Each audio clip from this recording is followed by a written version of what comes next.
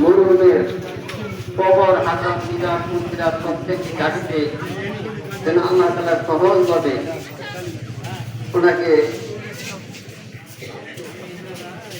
শুধু মাটা জান্নাত এরকম একদিন মারা যাইতে হবে।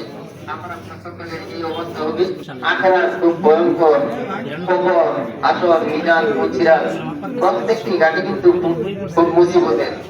যদি আমাদের নেক আমল থাকে তাহলে হয়তো আমরা সকলেই আরাম বোধ করবো, আর যদি আমরা যদি বাকি হয়ে গেছি সকলের জন্য মুসিবত সামনে আছে।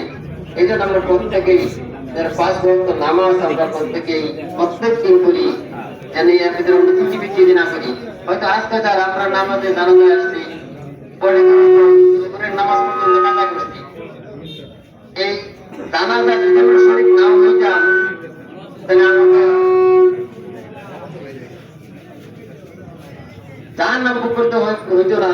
কিন্তু যারা নাকি আমরা নামাজ কাজা করে নিলাম, প্রত্যেকের জন্য কিন্তু আল্লাহ তাআলা নির্ধারিত একটা আযাব আছে, জাহান্নাম আছে।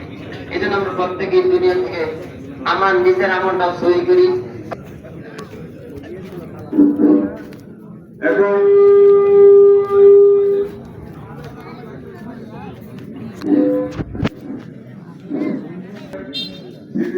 কিছু কথা বলবেন ইসলামিক কলেজের অধ্যক্ষ জনাব রফিকুল ইসলাম সাহেব।